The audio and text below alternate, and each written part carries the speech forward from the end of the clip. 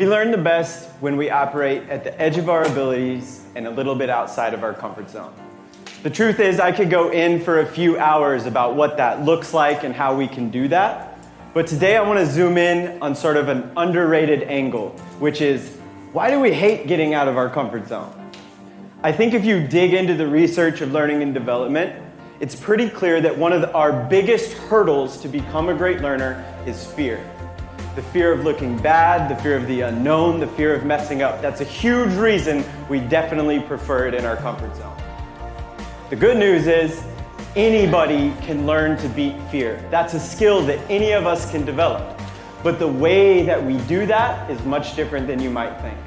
My intent today is very straightforward. It's just to bridge the gap between what the science says about fear and how we normally think about it and talk about it. First, we need to talk about where fear comes from. It's actually wired in. And it comes from a region of our brain called our amygdala. And some people call this our lizard brain. It doesn't really matter what you call it. We know a few things about this. First, everybody has an amygdala. It lives right by our brain stem. It's about the size of 2 almonds.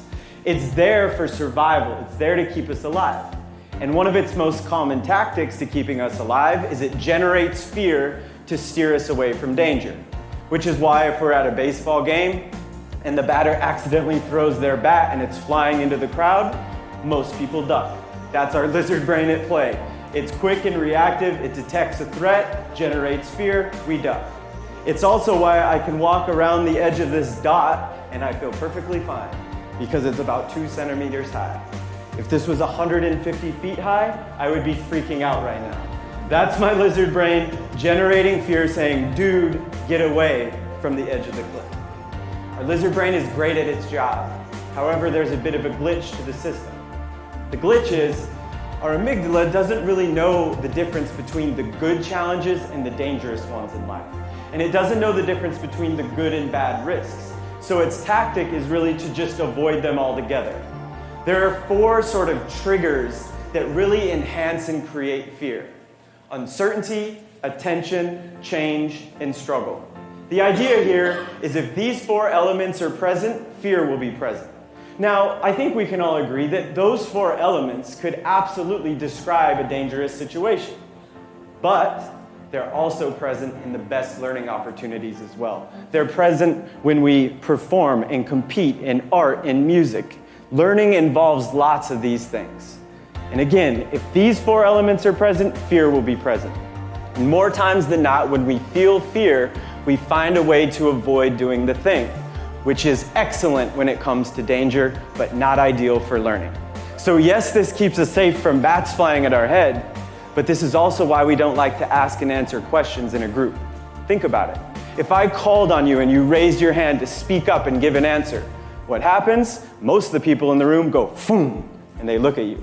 You have attention. There's also some uncertainty at play. It might be the wrong answer or a dumb question. With uncertainty and attention comes fear. More times than not, we don't ask the question. We call that the lizard won the battle. This small little moment would challenge us and stretch us out of our comfort zone. We feel fear, we don't ask. We've all been there. This is why back in the day you had a paper due in 2 weeks. What day would you write the paper? Night before, same, every time. Procrastination in a big way is coming from the lizard brain, because every day leading up to the due date, we have a choice to sit down and do the research and write, or watch Netflix.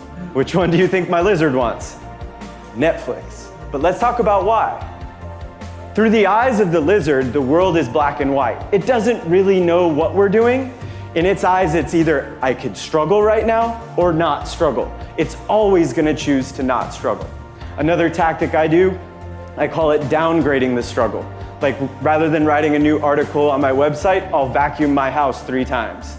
I'm staying busy, but I'm choosing the option that involves less struggle, uncertainty, attention, or change. This is why I wake up in the morning and say, I am definitely going to cook a healthy meal tonight. And then I work all day, and I'm driving home, feeling tired, and my car does this really weird thing. It sees the Chipotle and goes, scoot, and pulls in. That's my lizard brain at play. In that moment, I'm presented a choice. I could have something salty, fatty, and delicious right now. Or go to the store, buy the ingredients, go home and prepare them. Which one do you think my lizard wants? Chipotle with extra guac. Now, I want to be clear that the tactic of taking what we can get and getting it now, choosing easy over hard, instant gratification, that is excellent back in the day for survival when we didn't know when our next meal was going to be. It's great to keep us out of danger. But we're playing a different game now, but the software is the same. This is also why giving this talk is way harder than the one I did last night in my hotel room. This is also why we've all been in our basement watching TV for a couple hours, and we know for a fact there are no monsters in the basement. But then you turn the TV off, and you turn the lights off, and then you walk upstairs like this. That's our lizard brain. Think about that. We know nothing's in the basement, but as soon as it's dark, the lizard goes, I'm gone. It's kind of funny to joke about, but the problem is that's the force that's driving lots of our behavior. That's the force that's making lots of our decisions. I guess what I'm getting at is the tactic of avoiding uncertainty, attention, struggle, and change is great if we're in danger, but most of our life is spent not really in danger. And in this case, that tactic really robs us of amazing opportunities to grow. I've had the absolute honor of teaching research like this and principles like this to hundreds of groups all around the world. I've worked with Major League Baseball teams. I've worked with hundreds of schools, students of all ages, Fortune 500 companies, and even inside of a prison before. And when we teach this, we ask a powerful question. When has fear robbed you of an opportunity to grow? The responses, I think, say a lot. One, everybody has a response, which means no matter who we are or what we do, this happens. Fear robbing us of experiences. A third grader, we taught this concept to them. He got up and he shared, he said, I play baseball. And in every game, I tell my coach I want to play in right field because no one ever hits the ball to right field. He said, I want to play in the infield, but I'm afraid if someone hits a ball at me, I might mess up, so I always play right field. Everybody can relate to that story, where there is something we wanted to do, could do, maybe even should do, but when the time comes to do it, we end up in right field. That's our comfort zone, and we've all been there. A high school student shared she was in the final qualifying round to get on The Voice, the singing show, and that she had to sing one more song. And if it went well, she could have made it on. It came time to sing the song, she freaked out and left.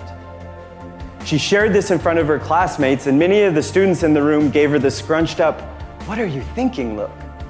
And they're kind of right, like singing that song could have changed her life. Here's the truth about fear. It's really easy to sit in a comfortable room and talk about what we could do and should do. And it's even easier to talk about what other people could do and should do. Like it's easy to say, on paper, of course, the third grader should play in the infield. He'll be fine. And on paper, of course, she should have got on the stage and sang the song. That's easy to say. But the truth is, if we're in their shoes with their experiences, we probably do the same thing because fear is such a powerful force. The other angle I want to talk about with her example. We don't know how it would shake down, but I think we can agree on two things. You can't make it on the show if you don't sing the song. Just like you can't get the job if you don't apply, and you can't get into the college unless you send in your app. So fear is robbing us of many potential outcomes, but it also robs us of something else that's maybe even more important, and that's the experience.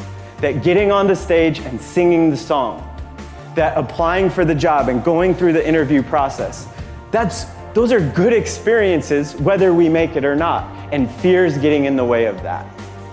Every day, no matter who we are or what we do, fear is robbing us of opportunities to grow. I actually learned about this topic from my hero. That guy right there, his name is Seth Godin. He is my absolute hero.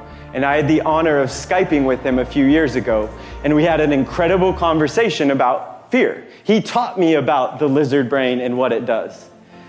As he was going through this, it rocked my world big time. Because as he was teaching me this, I was flashing back to all the times in my life that fear has messed me up. Here's my biggest. I actually grew up in Lander, Wyoming, which is also called the middle of nowhere. And it was my dream since about 5th grade to go to school at Duke University, and I was obsessed with that. From 5th to 12th grade, I chased that with everything I had. Long story short, I was accepted into the school, probably because they needed someone from Wyoming, but I got in, and I got out to Durham, North Carolina for my first year of college, thousands of miles from home. I was way out of my comfort zone, which meant there was a lot of fear. I felt like everybody there was smarter than me and better than me and richer than me, and that I didn't really belong. During my first year of classes at my dream school, I never said a word in a class. I never asked a question, never answered a question, didn't participate in discussion. On the days I was supposed to get up and present like this, I skipped. Why? Because my lizard was at the wheel, generating lots of fear. I felt if I gave the wrong answer, they were going to know I'm the guy from Wyoming that doesn't belong here. The way I see it, fear robbed me of a year of development at an incredible school. So let's go back to this conversation with Seth. As he's teaching me this, and I flash back to that, I think you can start to guess what I asked him next. My question was, how do you get rid of this? Because my thinking was, fear made me bad at learning. If I remove the fear, then I can be good at learning. So the question I asked is, how do you kill the lizard brain? His response changed my life. He said, I'm thrilled you asked the question that way, because that is exactly the wrong question. That if you're seeking to destroy, defeat, conquer the lizard brain, you will fail. Your brain is nothing but a chemistry experiment. It's electricity and chemicals. And when you push back on the lizard brain, when you try to bargain and reason with the lizard brain, it freaks out, it inflames. You cannot win. But what you can do is dance with the lizard brain. What you can do is realize that our lizard brain is a compass. And then when it freaks out, it's telling you that you're onto something, that you're about to do something that's brave and bold and powerful, and that we should listen to it by doing the opposite of what it wants us to do. I think if we zoom out, this concept of dancing with fear and using it as a compass is brilliant. If we know our lizard absolutely wants us to stay in our comfort zone, if we ever do get out of our comfort zone, of course it's going to freak out. The freak out is a signal that we're in a learning experience if we know how it works. So now I'm standing up here in front of you saying we should use fear and feel fear. And to be honest, that's a 180 from how I used to talk about this. I used to travel around telling people to be fearless and to not be afraid. Now that we understand how fear works and where it comes from, think about the problems of that approach. I think there are two big ones. In telling someone to be fearless, we're really telling them to do something that can't be done. That if we're doing something that involves uncertainty, attention, struggle, and change, we're gonna feel fear. And the only way to feel no fear is to not do it, not care, or hold back. And that's not what we want. So logically, if I care and it involves uncertainty, attention, change, and struggle, I'm gonna feel fear. I can name it what I want, but that feeling is there. I think the second problem is this creates shame around fear and can make it worse. Let's say you're sitting in the lobby before your dream job interview. You're sitting there before you go in. Do you care about that interview? Probably. Is there some uncertainty? Yeah, you might get it, you might not. There's some attention, there's struggle. Are you gonna feel a little something? Without a doubt. The problem is if everyone around you is telling you, you have to be fearless, don't be afraid, do you see how that can start to snowball and create shame? You might be sitting there and go, uh-oh, I'm not supposed to feel like this. Something must be wrong, I must not be ready, no one else feels like this, and all of that can snowball and make the fear worse. But it's all coming from this flawed idea of I'm not supposed to feel fear. The big upgrade we're trying to make is for people to understand feeling fear before a big job interview or a performance or a talk, anything that stretches us and challenges us. It doesn't mean something's wrong. It doesn't mean we're not ready. It means we're a human. That's the human response. With our old school approach to fear, we look at it as a very negative thing. So we assume the presence of fear means I can't or shouldn't do this. With our upgraded approach, we realize it's natural, it's human. And with that knowledge, You see, we're more likely to put ourselves in those situations. We're more likely to do the thing, which helps us learn, grow, and get better. To be honest with you, no topic that I've learned about learning has helped me more than this one. That before that conversation with Seth, I was an absolute mess before, during, and after presentations like this. And I assumed that all the fear that I felt was because I was too young or not smart enough to do this. Literally, since the day he gave me permission to feel fear, it's totally changed the way that I do this. But it doesn't mean the fear goes away. I've done almost 900 talks like this in the last 3 years. Dancing with fear is a skill, so the more that we do it, the better we get. But speaking from experience, the fear doesn't go anywhere. My lizard is freaking out right now. This is a skill. This is something we can all get better at. I think we need to steal a page from Liz Gilbert's brilliant book, Big Magic, where she talks a lot about fear. In fact, she has a letter to fear. And she talks about how we need to keep fear in the back seat of our car. Knowing that we can't kick it out of the car, we have to keep it in the back seat.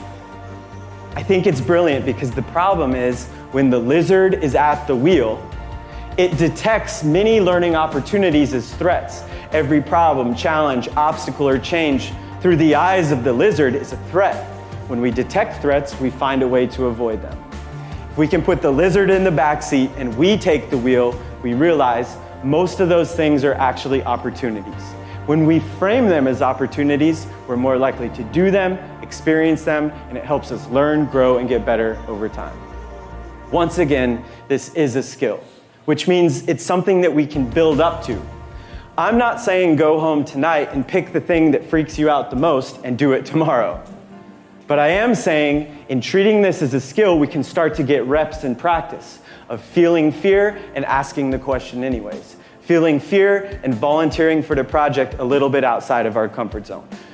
The more that we do that, we're building that muscle for the bigger leaps we'll make later.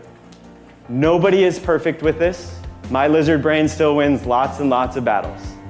The idea is to be aware of the process and aware of our choices and work to spend a little more time outside of our comfort zone. And that is something that we can all do.